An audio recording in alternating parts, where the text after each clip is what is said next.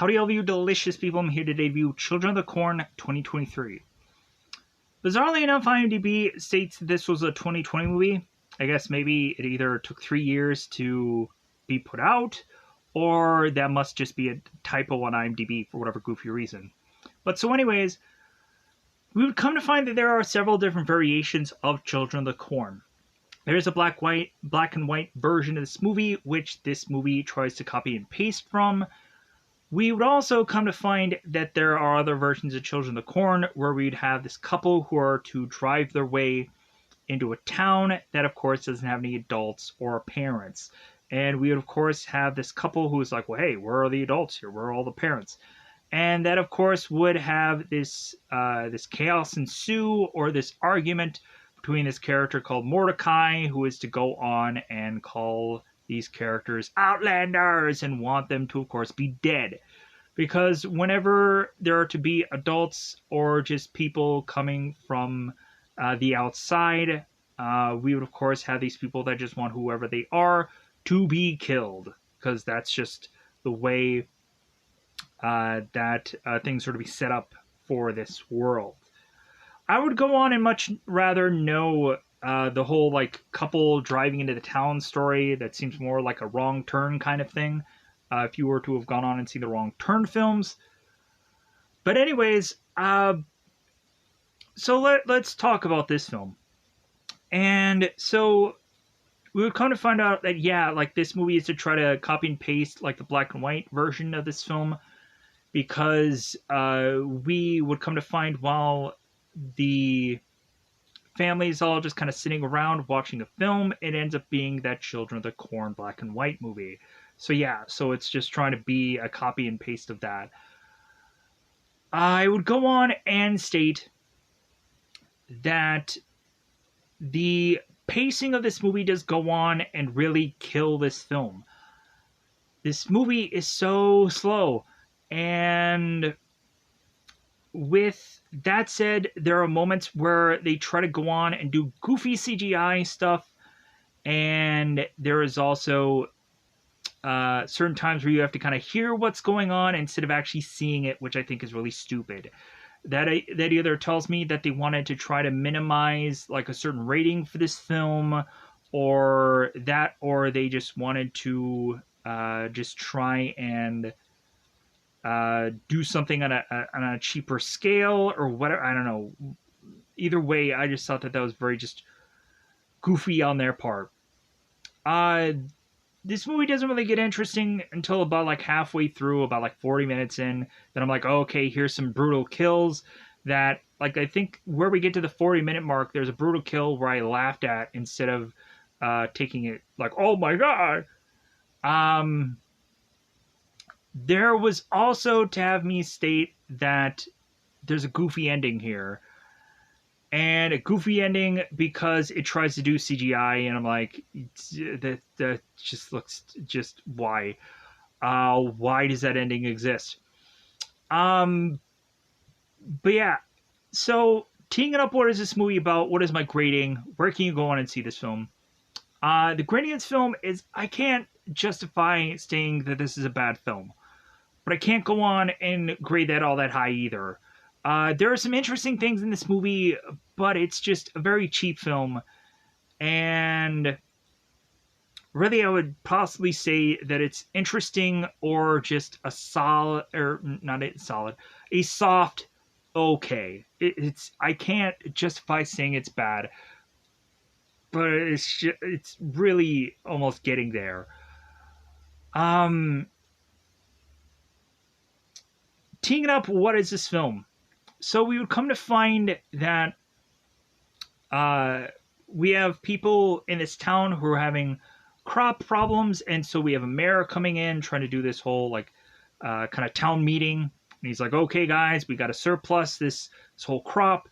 And we immediately have, if this Robert character, who's the mayor, is to be like the John Lithgow character from Footloose, who's like, well, yeah, we can't dance. We immediately have this kid who's named Boland, who comes in, who, of course, is to be the Kevin Bacon character that is to, of course, be like, well, no, we need to dance. And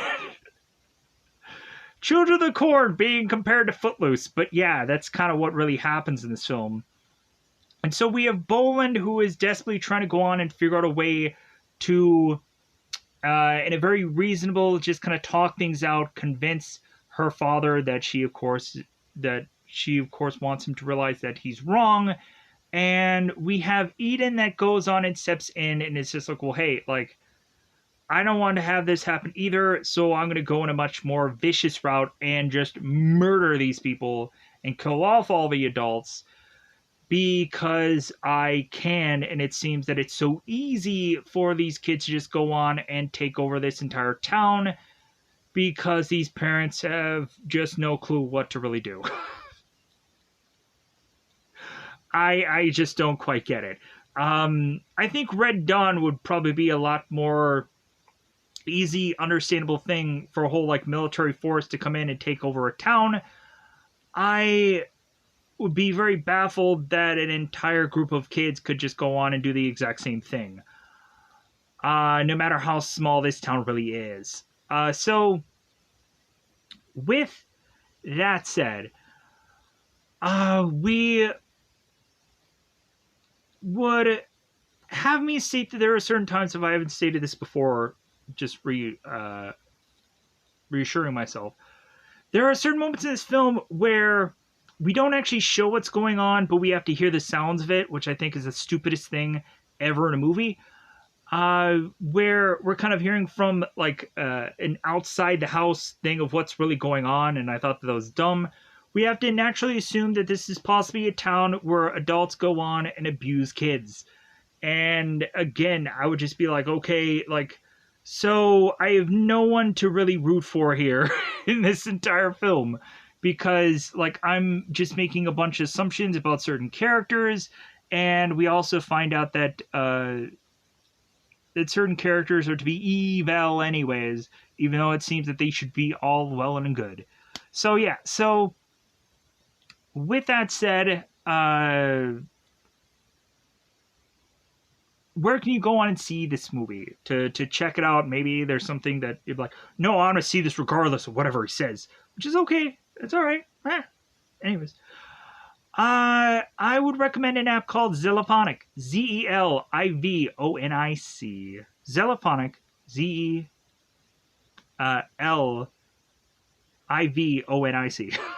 I had to think for a moment there. We also have another app called Box HD. Both of these things should possibly be available on a Google Play Store for however long. I'm not quite sure, but get it now because you probably won't get it later on. There's another app called Box HD. Children of the Corn is possibly not on there, but you would go on and see a plethora of different films until it does get on there, because it will. And currently this movie is bizarrely available, I think, on like Shudder somewhere. Because I think when I started this film, it said the word Shudder on it, so I'm not quite sure if it's available there. You could probably go on and check a Google search for this film, and it would probably tell you that where it is available. Because I'm assuming that this is a straight-to-streaming thing, because, yeah, it should be.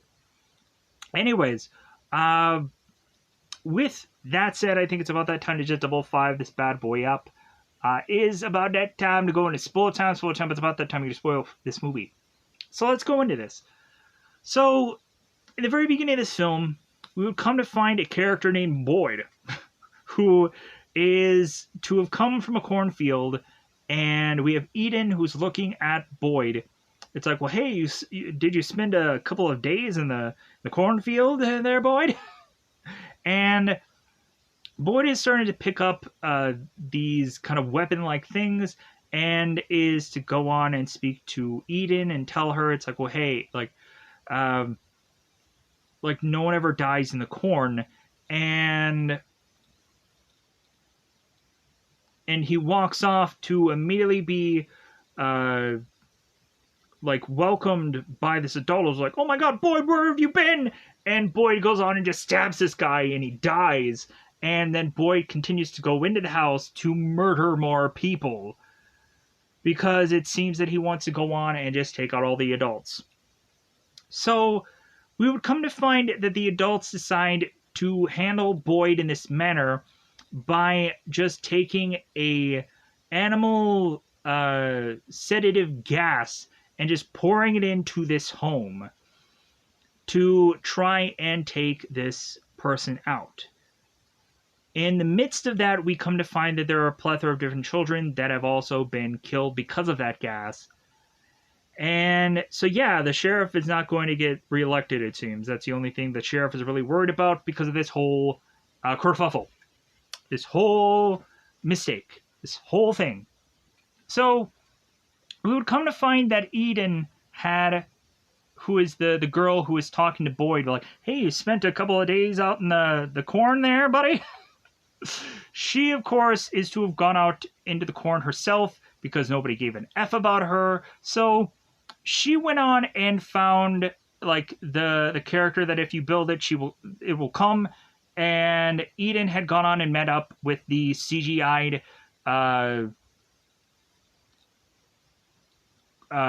corn character, which she ends up calling the man who walks, which is this goofy CGI'd character that looks weird. Anyways, so the next thing we see is that Pastor Penny is going on and talking to the sheriff, Sheriff Gebler. That sounds like a name, right? Pretty close.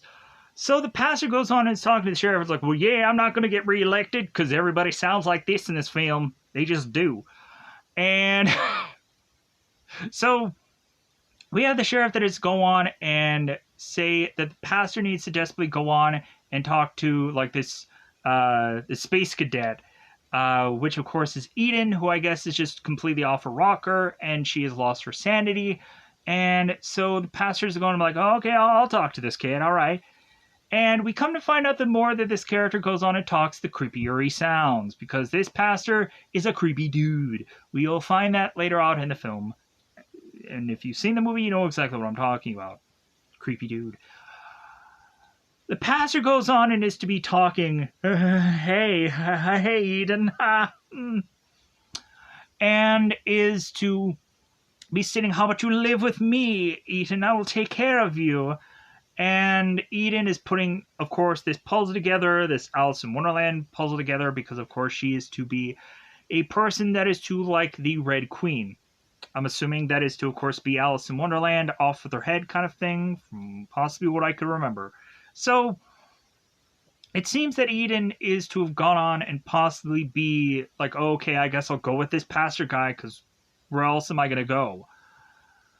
So now, of course, we go on to have both Cecil and Bolin. Oh, the pastor was to also mention to Eden at school, hey, I have a bunch of horses, like, you can ride them as much as you like, and this and that. Like, that was kind of one way to kind of have the girl come to live with him. And she takes him up on that offer. So, Boland and Cecil are making their way through this cornfield, and we have Cecil who's to kind of blow this dust in Boland's face, and Boland is telling Cecil, it's like, don't do that. You can go on, and you know how much dust is in here. You know how many like things are in this field. Like, I can go on and get sick, or I can go on and get the like. Trying to tell you that Boland is a very intelligent girl, and that's why eventually she goes on to become Kevin Bacon from Footloose in this film. So yeah, Boland is to go on and is to talk to Cecil and break the news to him that she is going to go on to eventually get out of this town by going to this other school. And Cecil is like, oh, well, like, so I guess I'm just going to be on my own now. Ugh. And so Boland is like, no, it's nothing like that. And he's like, well, yeah, I knew, like, everybody's just trying to get out of this town and you're no different. And so I'm just going to be stuck here. So we have Boland and we have Cecil, and all of a sudden they're bumping into Eden, who is to be on this horse, and she's whipping out this sword, and she's to go on and just be running amok. And that leads to Boland and Cecil making their way to a bunch of kids who are all creating chaos with these bats breaking into this grandmother's car that is over by this tower. And so they're breaking a bunch of fruit. They're like putting like bows and arrows into fruit and all kinds of things. It's very weird. So we would come to find that this is all to come together with this one kid who is to be on this tower, and he's eventually going to be walking the plank, and they want to go on and force him to walk this plank and then possibly light this hay on fire, because supposedly in this story, this kid had poisoned this dog. I don't know if it was real or true or not. And so, because even they said, it's like, well, hey, this is only just a part of this story, and we have this one kid who's consistently poking this kid with like this rusted out metal piece. Hopefully they didn't get tetanus.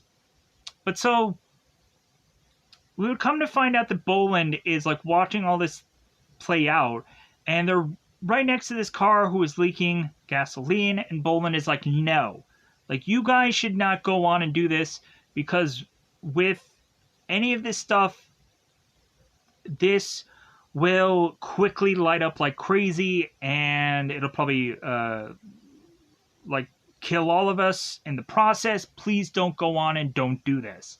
So rationally, they realize that Boland is probably making some kind of sense here, and so then we go on, and we have Calden who's coming in. Calden is to be this kind of hooded guy with this hat and 30 other different layers on. I don't know why, but they'll explain why in the story. You could have just gone on and worn a scarf there, buddy. But anyways, but I guess that would even been more of somebody be like, well, hey, like, why is he wearing a scarf? Or a turtleneck? I don't know. Moving on. So Colin comes in and is to complain how like these kids that went into town on his grandmother's car, and one of the windows is broken. And he's like, oh, well, like, I'll just walk off then. Do. So Boland goes on and talks to Calden, and it seems that Calden is to, on the side, be selling weed to try and get out of this town, as well as he's also realizing that Boland is to try and, in her way, try to get out of this town also. So,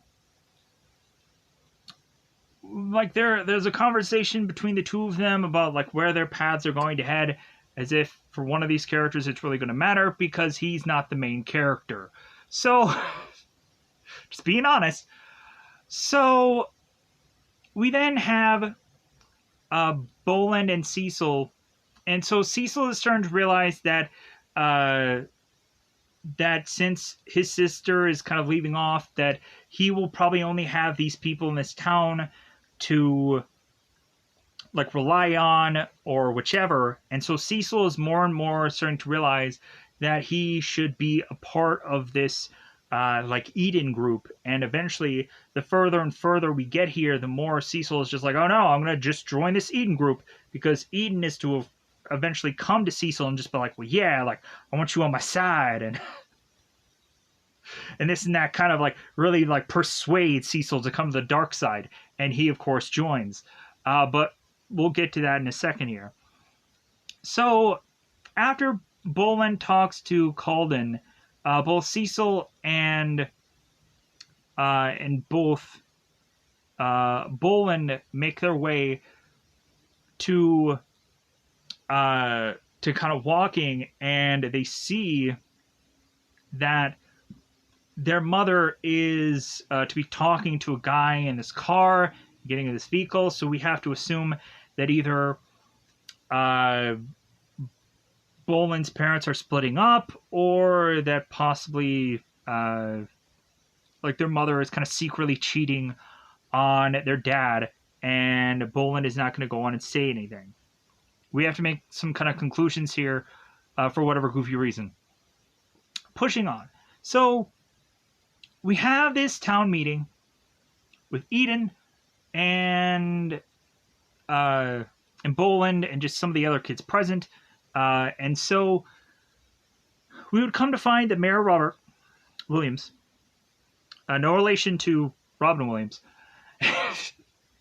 is to, of course, go on and state that they are to realize that the corn is dying and that they need to surplus this out, or surplus, like substitute, whichever, however you want to state this, and kind of hope that they can kind of get rid of this corn and like put a whole plethora of different crops in, yada yada yada. So we would come to find that while they're talking about this and people are arguing, and we have the, of course, pastor who has to come in and like say what he needs to say, and yada yada yada.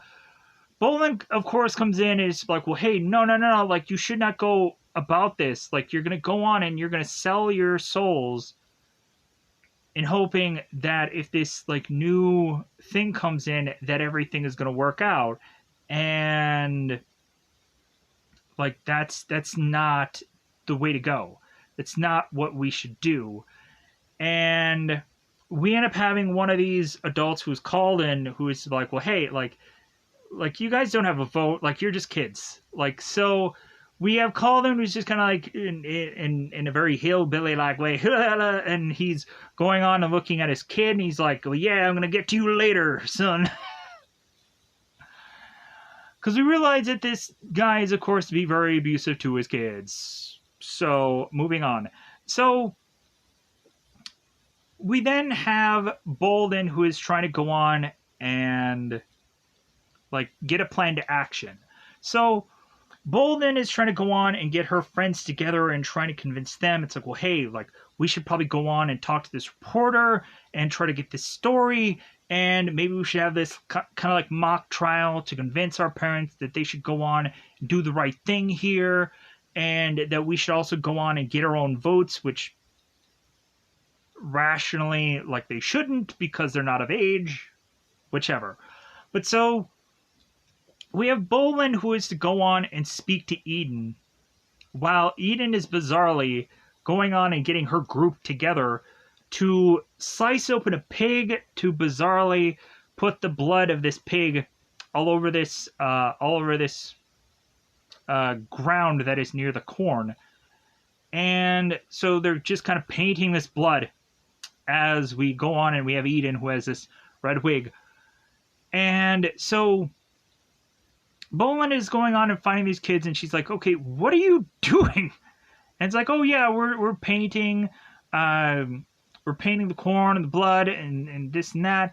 And Bolin is like, okay, well, like, how about you go on and do something more important, like the thing that I'm doing, and have all your parents come to the town hall, and we'll have a whole like mock trial, and like we'll try to like persuade like our parents that this is the wrong move. And Eden's like, okay, sure, as if I owe you one from when.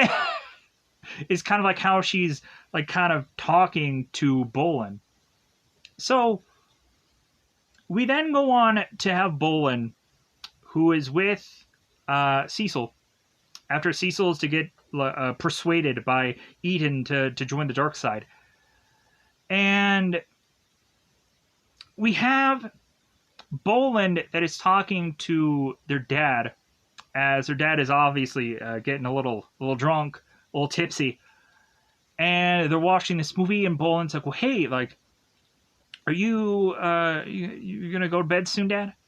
And like we come to find that like the dad is almost to be like falling asleep almost by the couch because he's so drunk. We all of a sudden have Bolin who is to look out the window and see a bunch of kids just kind of running around. And we have a one point where Bolin is looking at one of the girls, and one of the girls has all these like these bizarre like vines coming out of her face. And Bolin's like, yeah, I think it's time for me to just go to bed. What say you, Dad? As they're going on and watching this film. So eventually we have the kids who are to go on and cuff their dad who's in this bed and kind of wake him up. They're like, well, hey, you need to come to the trial and you need to talk to us, and we're going to have to talk this out. And so we have Boland, we have Cecil, and we have Robert, who are making their way to meet up with Eden. And Eden, of course, is to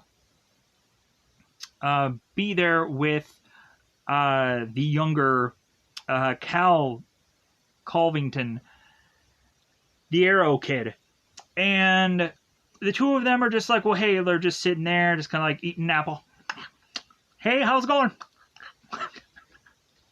And Bolin's like, what are you doing?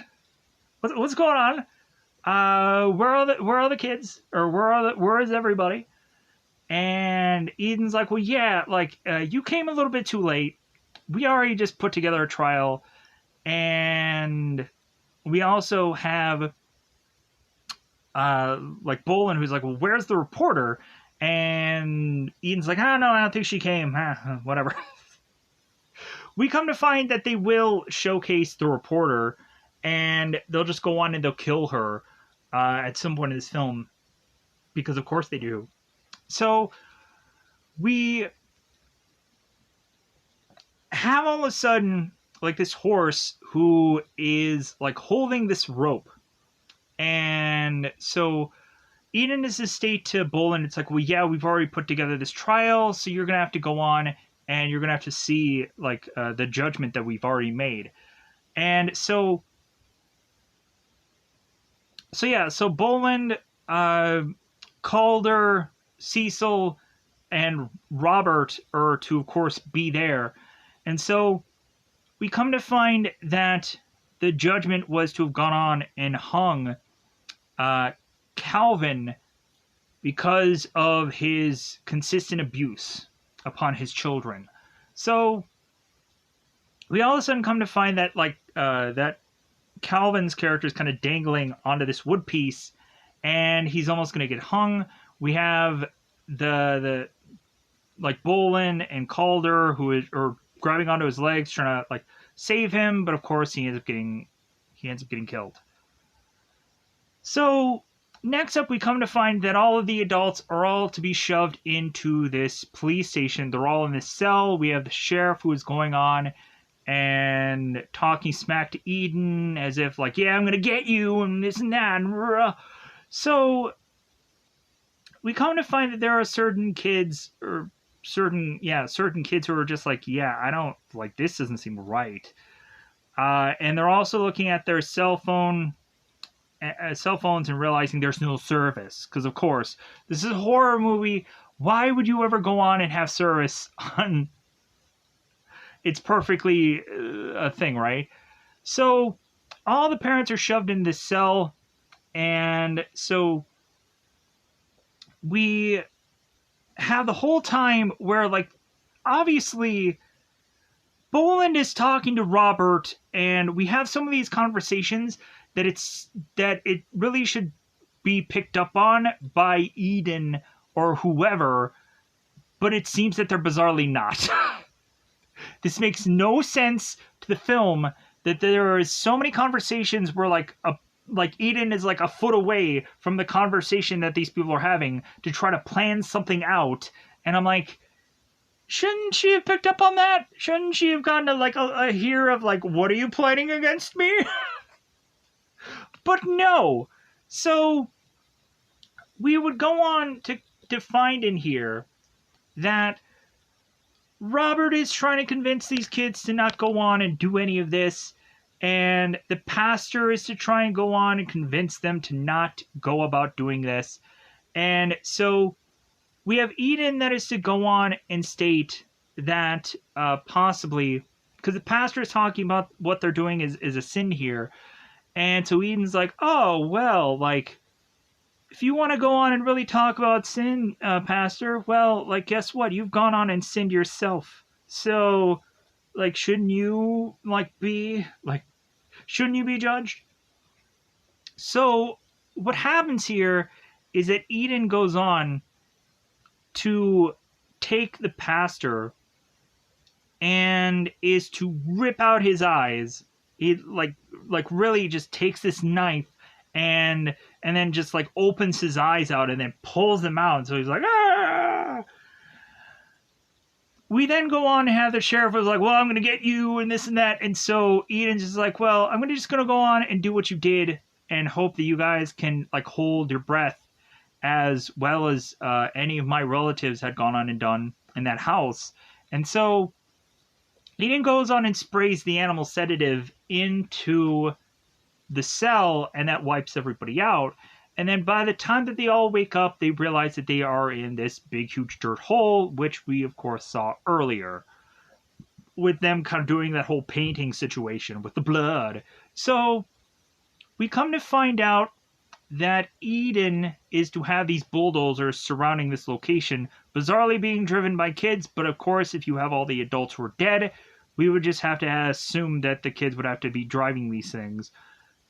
Because story, what else could they do? So we'd have Eden that is to, of course, go on and state that that these parents are going to go on and to be fed to the man who walks, and recently they're just going to be like dug in the ground. You would think that any number of these people would have probably figured out a way to get out of the situation, but they didn't, bizarrely.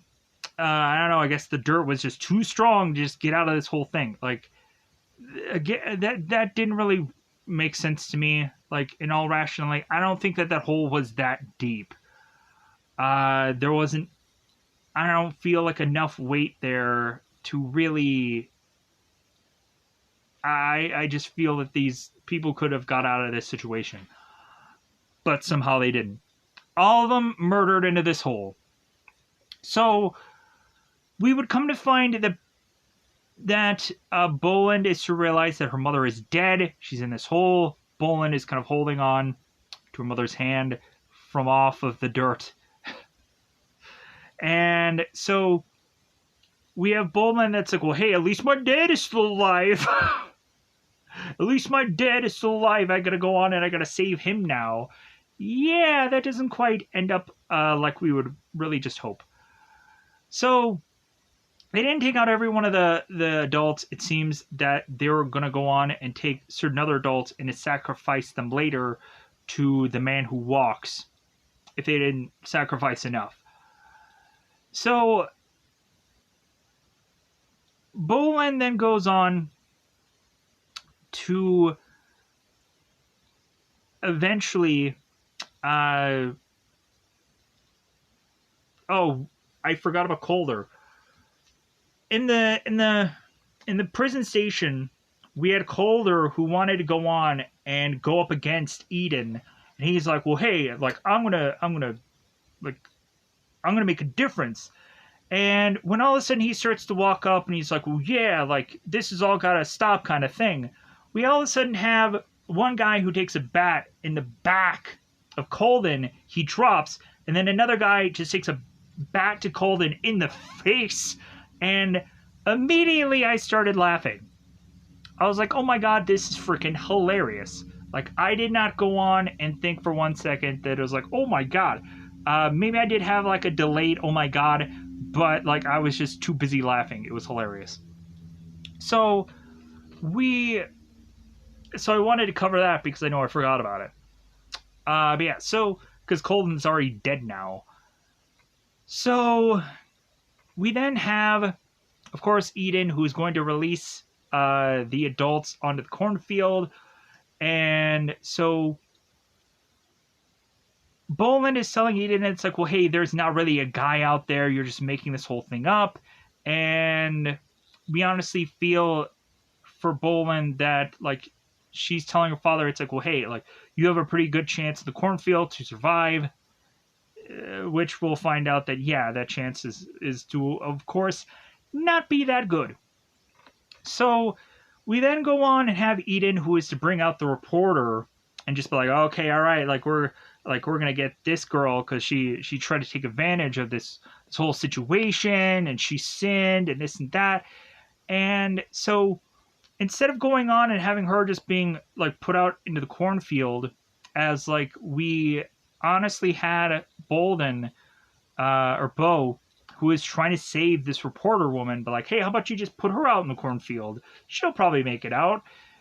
And Eden's like, oh, no. Like, we're going to have her be like tied, like King Kong style, to this thing. And the the man that walks, the tree that walks, whatever, the man that walks is to come in and take her and kill her. But really, he just kind of drags her off. But still, he'll get to that killing.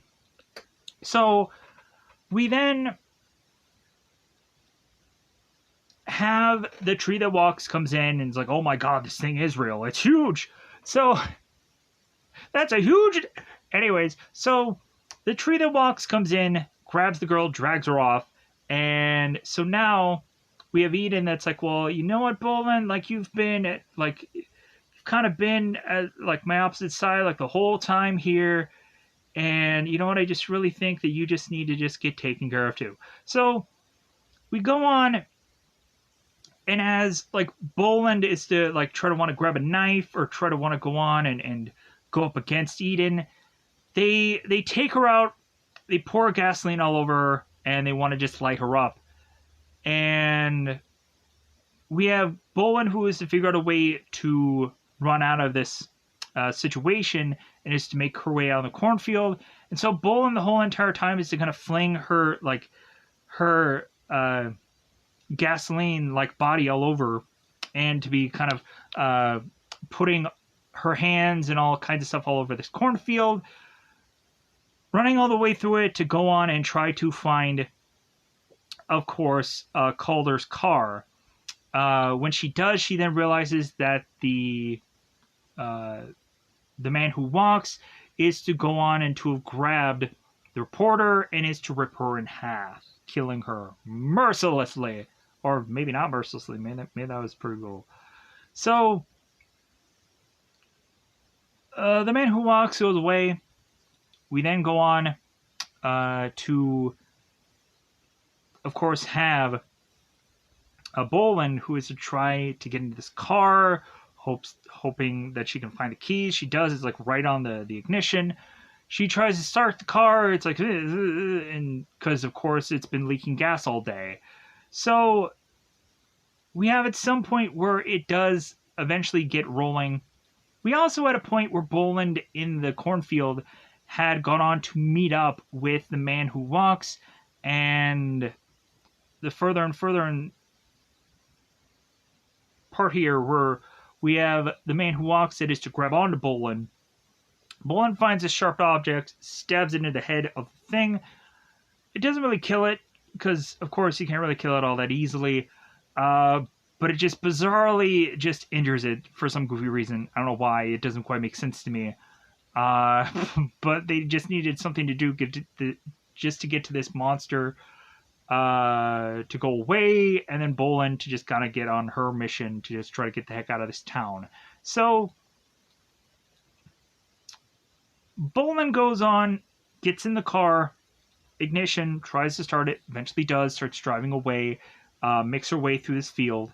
So Boland eventually goes on and realizes at some point that the car is sputtering and is just having issues.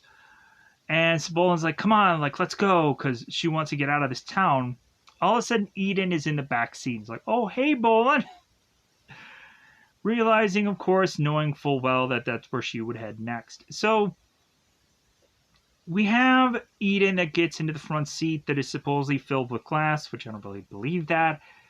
And so Eden and Boland have this conversation of just like, well, hey, like I was like, come on, like, we were going to get to you.